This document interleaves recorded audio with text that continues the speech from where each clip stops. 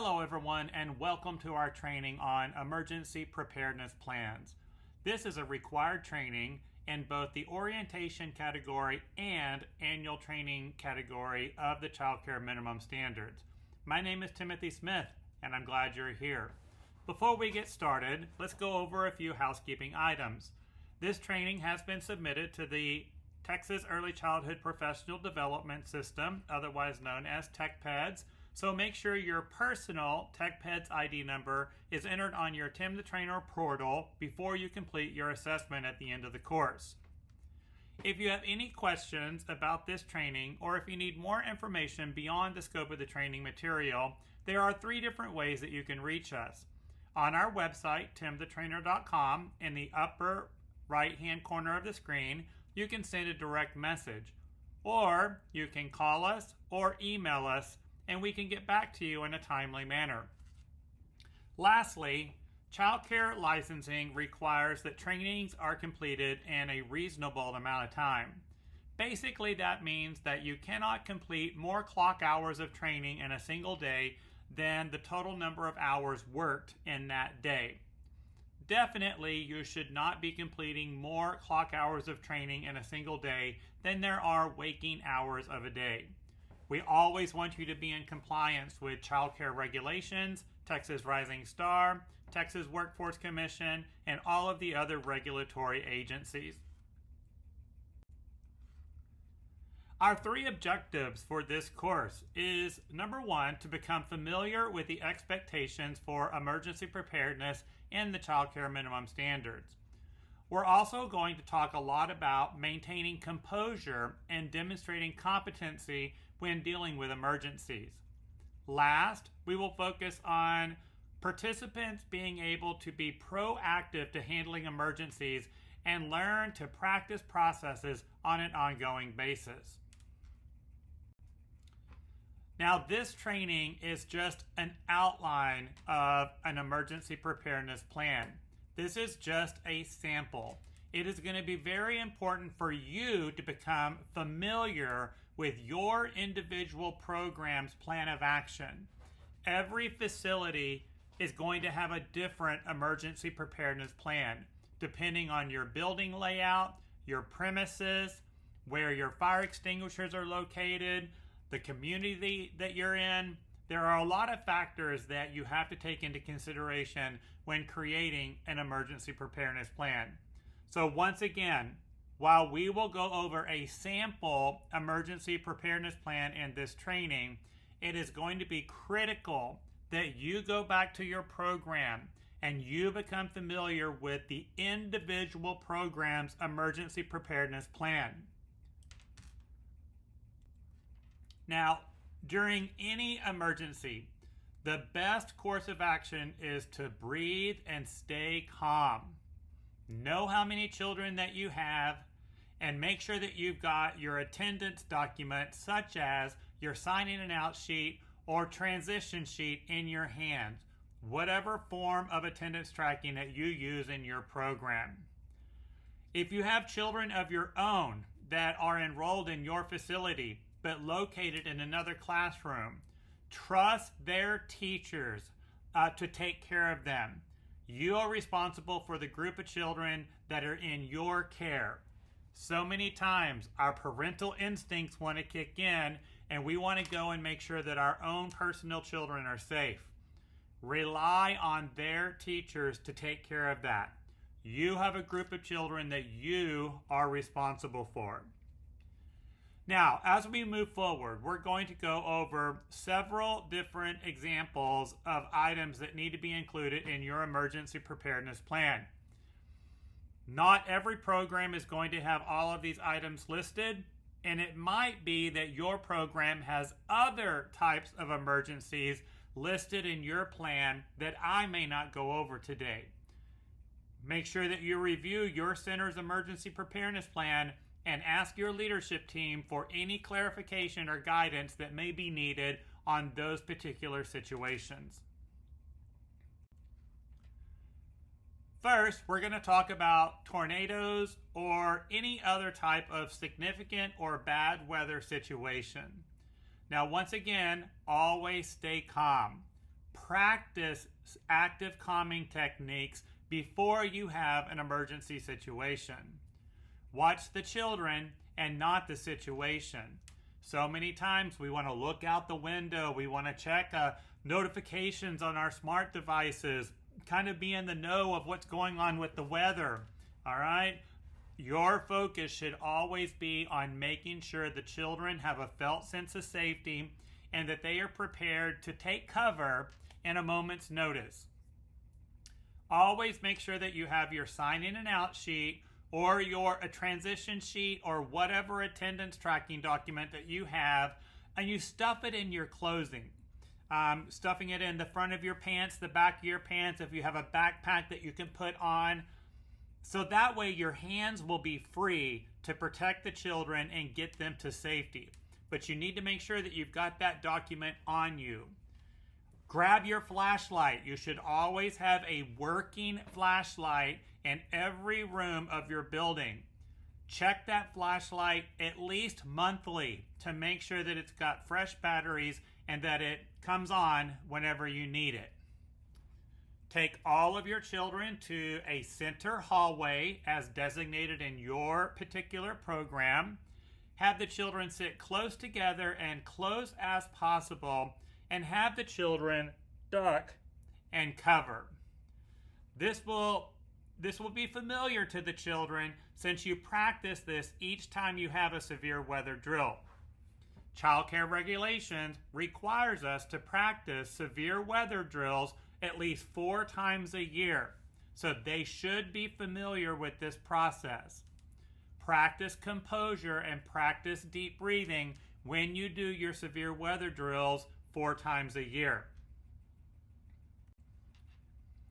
In an infant classroom, place your infants in 2 cribs and cover the top of the crib with a mattress from another crib.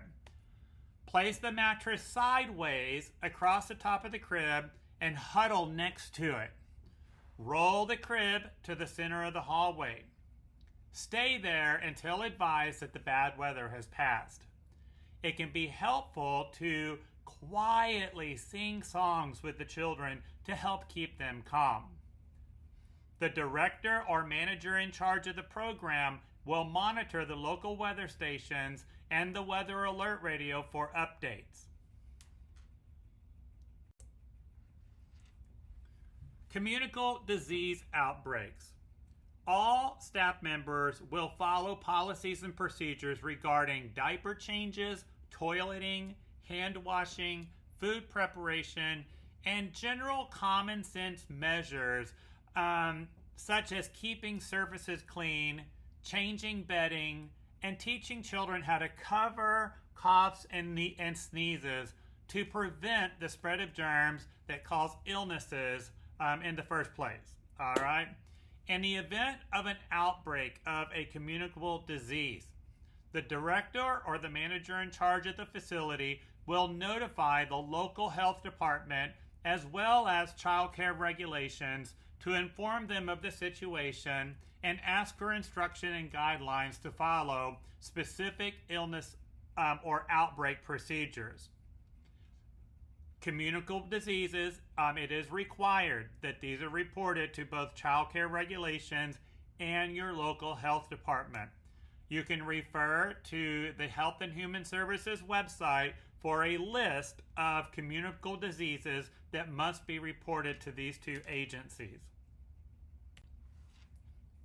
The director or the person in charge of the program will inform all staff members of instructions and guidelines and require them to follow.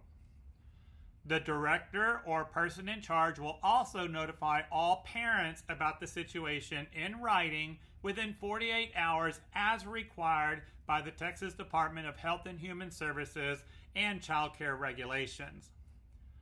All staff are to follow the school's confidentiality policies when speaking of the above outbreak. Any violation of confidentiality may be grounds for immediate termination. It is important that we follow privacy laws. Lockdowns. or anytime you have an intruder on your property that may be coming in with negative intent. The director or person in charge of the program will announce over the intercom lockdown or another discrete code, and then we'll call 911. So for example, a technique that I have used in the past is that we will get on the intercom and say, if you have the red butcher paper, can you please bring this to the office? And that was a discreet way of telling everyone to lock down. Sometimes just shouting lockdown may cause more panic and may make the intruder a little bit more aggressive. I also recommend that you change your discrete code a couple of times a year. It might be that you have an employee that has recently left you or a family that has recently left you, and they may be the ones coming onto the property with negative intent. So changing the code a couple of times a year will help protect you in those situations. If possible, the director or designated person in charge will supervise the front desk or the front door at all times to help keep everyone safe and to keep communication flowing. Upon hearing this in the classroom, or sooner if you're aware of an intruder that is on the property or an intruder that has entered the building, or if there is an intruder in the immediate vicinity, stay calm and notify the children in a discreet way, such as rabbit in the hole. The children will know what to do because you have practiced this at least 4 times a year. Child care regulations does require a lockdown or crisis drill at least 4 times a year. If you are in an infant classroom, place the babies in 2 or 3 cribs with a few quiet toys to keep them busy. Place another empty crib or 2 in front of your classroom door. This might cause the intruder to change their mind about entering your classroom. Grab your sign in and out sheet or your attendance sheets and once again stuff them in your clothing, or if you have a backpack that you can put on, so that way both hands will be free to assist the children. Close all of your classroom doors and lock them if possible. Not all centers have locks on their classroom doors due to fire code and other ordinances, so this may not be possible in all situations. Turn off the lights.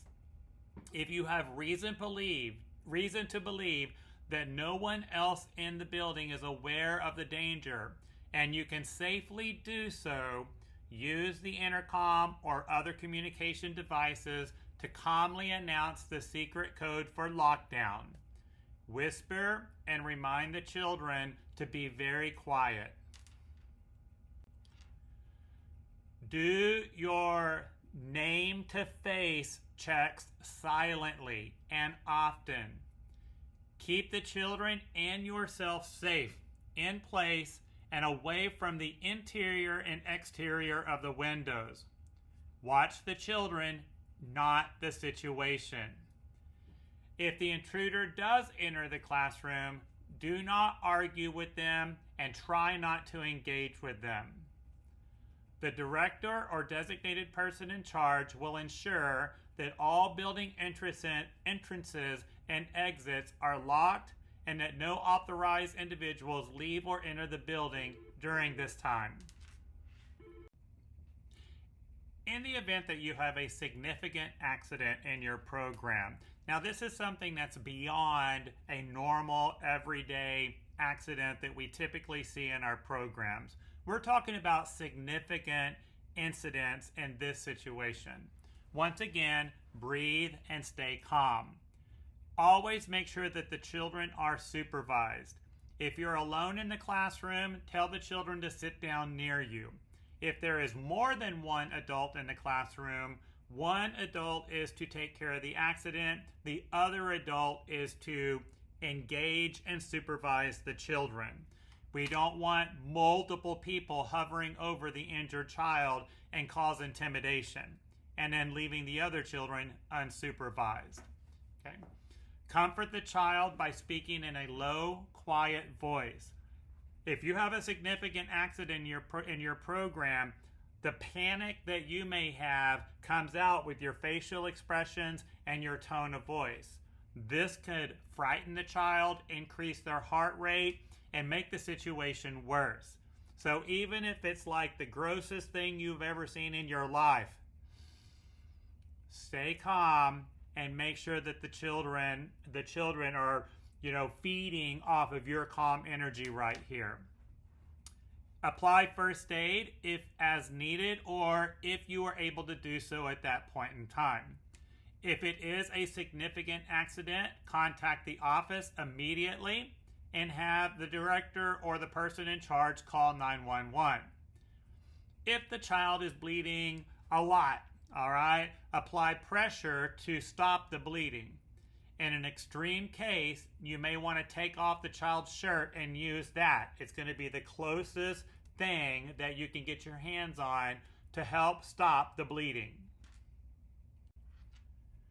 If it is an injury to the head or an injury to the face, okay, always contact the office immediately, even if it's minor. I kind of always had the rule, any injury from like the shoulder up, you always want to make sure you contact the front office, and then proper notification is given to the parent based on your program's policy and procedures for communicating with families. You want to complete your accident incident report as required by child care regulations, and make sure that the director or the person in charge of the program signs this immediately. Okay? Parent also needs to sign it whenever the child is picked up from the program.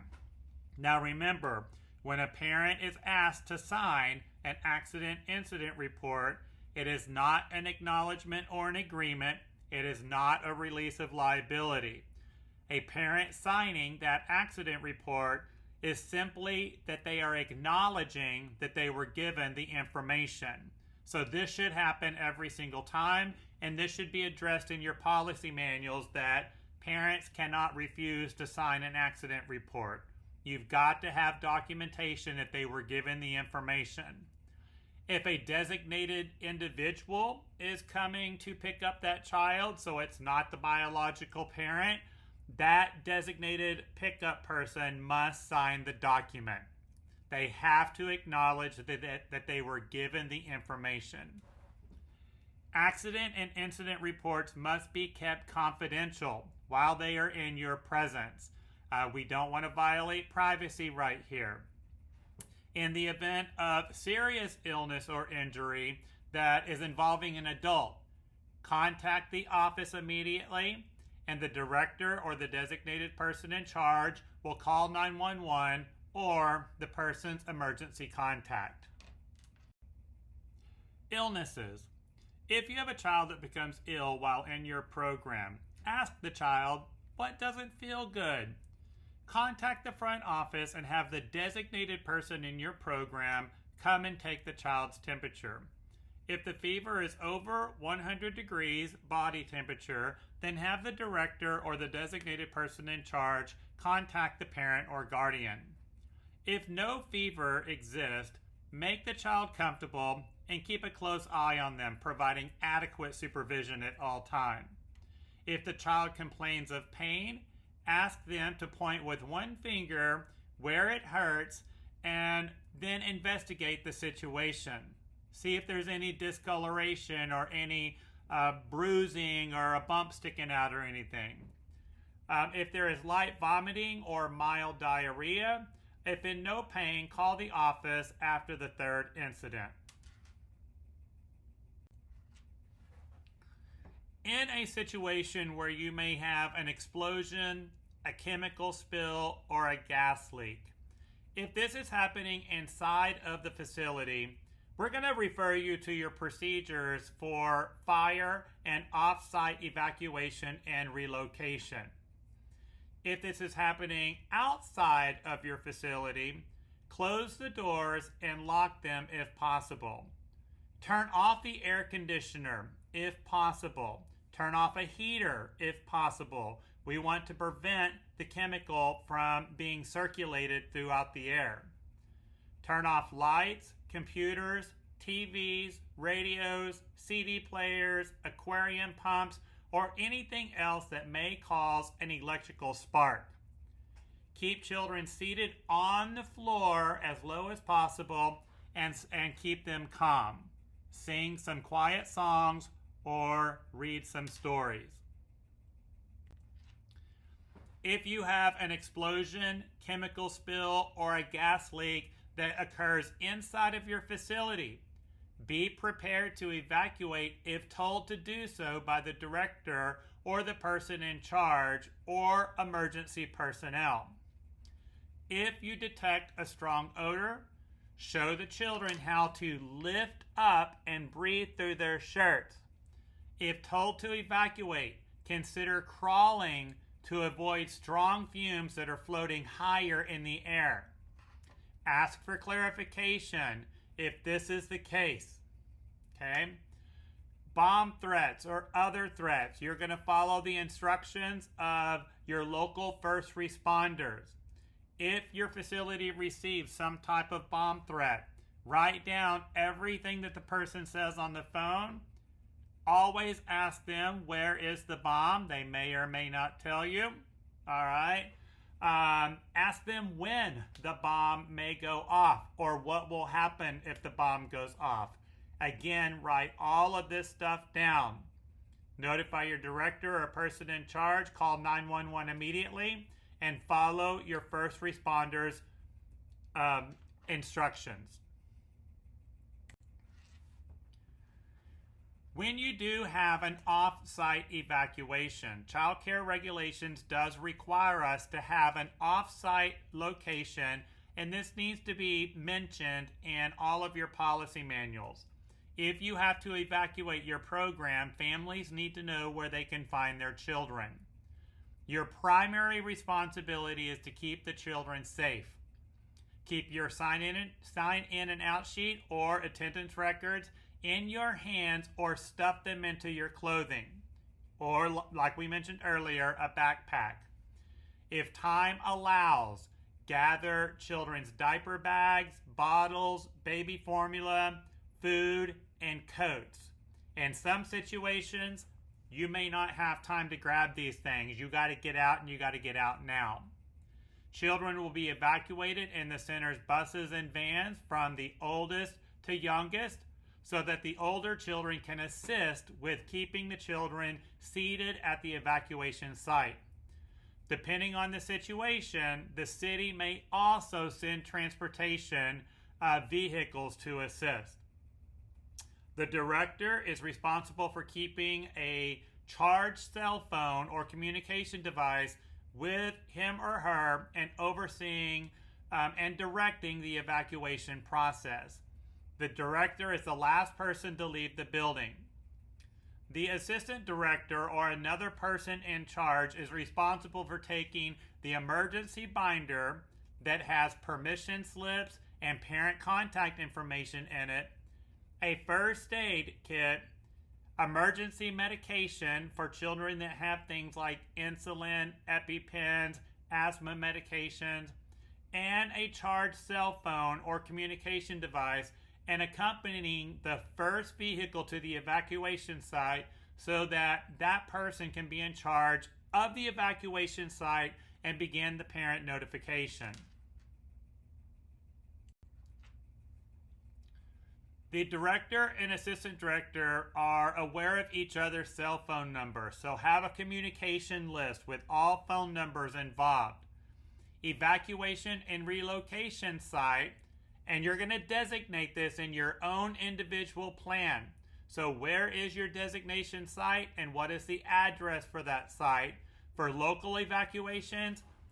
And then another designated site, I recommend at least 15 miles away, all right, unless you're directed elsewhere by emergency personnel.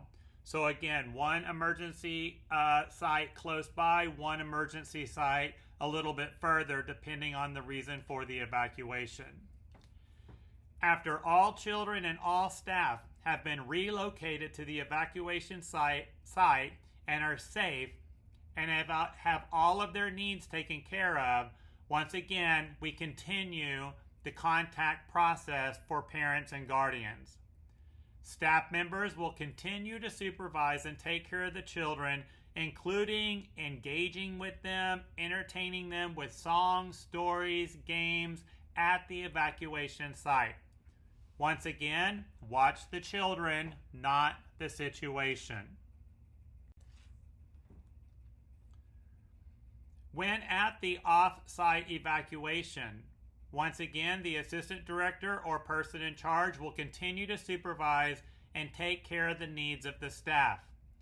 The director will be there as the contact person for emergency personnel and parents. The center's usual verification process for allowing adults to pick up children from the center will be used at the evacuation site. So, for example, only persons that are designated as an authorized pickup will be allowed to pick up a child after showing a pictured ID. A fire is one of the most common emergency situations seen in licensed child care facilities. When aware of a fire or when alarms go off, quietly say, fire drill, boys and girls, line up at the door. This should be familiar to them since they do this once a month when you practice your fire drills. Fire drills are required by child care regulations once a month, so 12 times a year. Your primary responsibility is to get the children safely out of the building. Do not attempt to try to put the fire out unless it is between you and a child or preventing an exit. Grab your sign in and out sheet, grab your attendance records, and keep it with you. Make a quick head count. Make sure that you have everybody. If you have an infant classroom, you're going to place the infants in at least 2 cribs.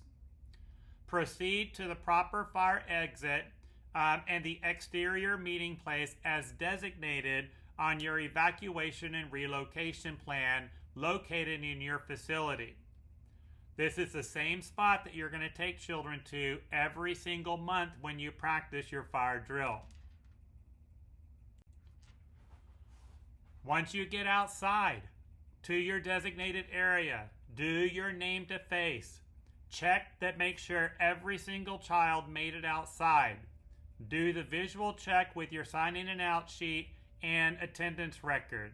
If there is anyone missing, tell the director or the designated person in charge or a firefighter immediately. But don't ever leave the rest of the group of children unattended. Children must be safe and out of the way of emergency vehicles and fire, and supervised at all times. Watch out for anthills, broken glass, or other hazards. We want to keep children safe, not just from the fire, but from other obstacles that may be located outside. Once again, watch the children, not the situation. The fire department, the director, or the person in charge will tell you when it is time for you and the children to re-enter the building or begin an off-site evacuation. Sometimes we have additional individuals that have responsibilities in the situation. So if you have someone like a cook or a maintenance person that may be present that's not responsible for a group of children, when you are aware of a fire or when a fire alarm goes off, all right, especially like during a fire drill in these situations, that's going to alert everyone and the fire department. If you're a cook or a maintenance person, then you're going to proceed to each classroom to ensure that everyone is out of the building. When you're aware of a fire or when a fire alarm goes off, the assistant director will take possession of the emergency binder and say out loud, "I have the binder," and then proceed to assist the infants out of their classroom safely. When you are aware of a fire or when a fire alarm sounds, if the cook is in the building, if they're not already counted in child staff ratio, then once again assist with the young toddler classroom. This may change depending on your particular program and your particular procedures. But I do recommend, no matter what position you're in your school, those non-classroom personnel know what their responsibilities are and who they're assisting in the event of a fire. Now, we've quickly gone through a sample emergency preparedness plan. All right, but you are nowhere close to being done with this training. All right, you have a very, very important assignment that's going to take you some time. First, you need to locate your center's emergency preparedness plan. You need to read and review this plan. Read and review your emergency preparedness plan with your leadership team. Ask questions about your emergency preparedness plan. Make sure that you've got a full understanding of your expectations. This is extremely critical to the success of your center and keeping everybody safe. Thank you for doing this training today. Again, if you have any questions about this material or if you need more information beyond the scope of this training, you can always reach out to us through our messaging service on our website, by calling us or emailing us. Now, complete your assignments, review that emergency preparedness plan, have that conversation with your leadership team, ask those questions, and then you can complete your assessment. Thank you very much.